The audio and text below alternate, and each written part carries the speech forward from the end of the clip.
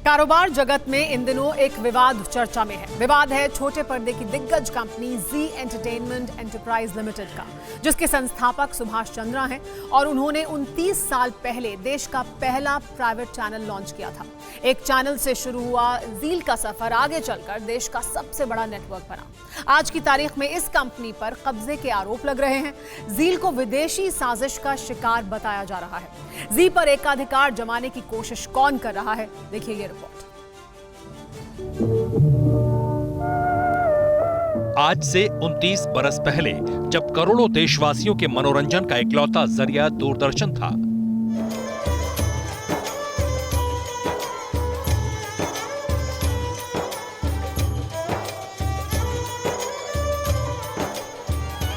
तब 2 अक्टूबर 1991 को एक प्रयोग हुआ जिसे जमाना जी टीवी के नाम से जानता है। जी टीवी देश का पहला निजी चैनल था जिसने भारतीय परंपराओं और संस्कारों को एंटरटेनमेंट की लड़ी में पिरोया। उस दौर में घरेलू मनोरंजन का नया पैमाना गढ़ने वाले जी टीवी के कई सीरियल्स और कार्यक्रम घर घर की धड़कन बने। लेकिन 29 वर्षों से मनोरंजन के इस सिलसिले पर कंट्रोवर्सी का नया ग्रहण लग गया है। वो लोग इसको लेके भारतीय संस्कृति बदलना चाह रहे हैं, क्या करना चाह रहे हैं, हमारे यंगस्टर्स को, युवाओं को करप्ट करना चाह रहे हैं, क्या करना चाह रहे हैं। जी टीवी के संस्थापक सुभाष चंद्रा की माने तो सवाल यह है कि क्या जी टीवी पर विदेशी ताकतों का अधिकार हो जाएगा? एंटरटेनमेंट का बादशाह कंट्रोवर्सी की राह पर क्यों है? मनोरंजन का पहला प्रयोग अब विवादों का कैसा संयोग? छोटे पर्दे का पहला प्लेयर क्या सचमुच साजिश का शिकार?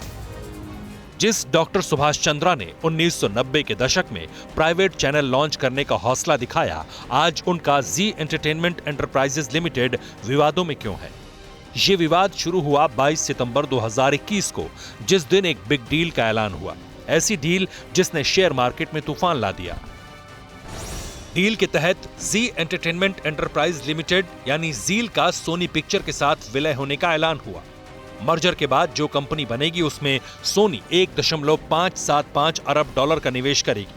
नई कंपनी में जी एंटरटेनमेंट शेयर होल्डर की हिस्सेदारी 47.07% होगी और सोनी पिक्चर्स की 52.93% हिस्सेदारी रहेगी। इस डील के तहत सोनी ने मौजूदा एमडी और सीईओ पुनीत गोयनका के पद पर बने रहने की घोषणा कर दी।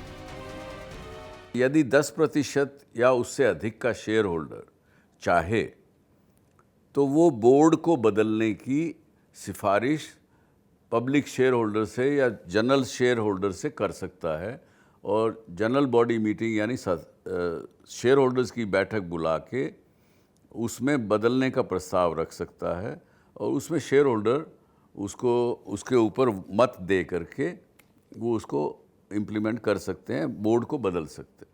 ये प्रावधान है। लेकिन इस केस में वो केवल बोर्ड को बदलने की बात नहीं कर रहा है, वो इस कंपनी को टेक ओवर करने की कोशिश कर रहा है। क्योंकि टेक ओवर की अगर आप कोशिश करते हो तो उसके अलग प्रावधान है कानून में। इधर सोनी जी की डील का ऐलान हुआ, उधर विवाद शुरू हो गया। जी एंटरटेनमेंट एंटरप्राइज लिमिटेड के सबसे बड़े शेयरधारक विदेशी कंपनी इन्वेस्को हरकत में आई।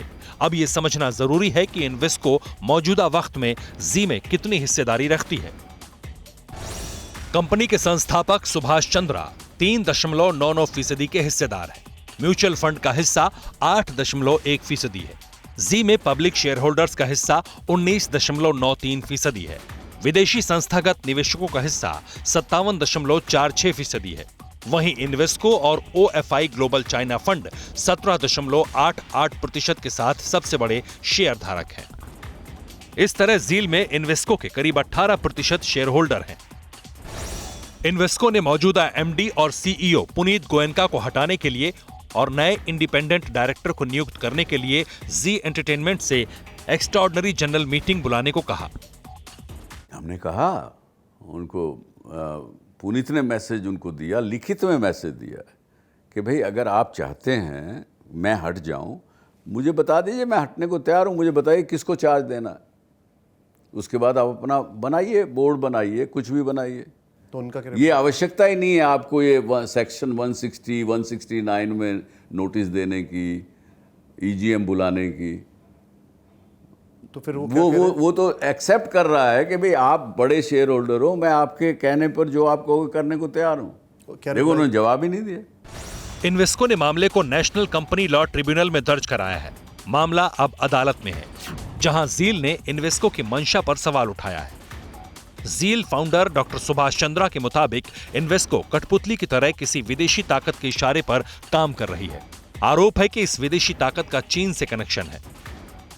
तो मैं क्या कहता हूं उनसे, भाई या तो बताओ कि क्यों टेक ओवर करना चाहते हो। एक सोनी के का प्रपोजल है सामने, शेयर होल्डर के सामने, आप भी अपना प्रपोजल दीजिए। आप इस कंपनी को लेके क्या करेंगे, आगे कैसे बढ़ाएंगे, कैसे शेयर होल्डर को, पब्लिक शेयर होल्डर जो इसमें 2.5 लाख लोग इन्वेस्टर हैं, उनको आप कैसे लाभ पहुंचाएंगे आगे आने वाले समय में, कौन इसको चलाएगा, वो आप बता दीजिए और इनको तय कर लेने दीजिए। डॉक्टर सुभाष चंद्रा का आरोप है कि जी टीवी पर विदेशी अधिकार होते ही पश्चिमी विचार थोपे जाएंगे। भारतीय जनमानस को मनोरंजन के नाम पर फुहड़ता परोसी जाएगी, जैसा ओटीटी प्लेटफॉर्म के तहत विदेशी कंपनियां कर रही हैं। पूरे विवाद में जब हमने इन्वेस्को का पक्ष जानना चाहा, उनके वकील मुकुल रोहतगी से बात की, तो उन्होंने मामले की अदालत में होने की दलील देकर कुछ भी कहने से इनकार कर दिया। Bureau report, TV9 Bharatvarsh. परवाह देश की, सोमवार से शुक्रवार रात 10 बजे TV9 भारतवर्ष पर।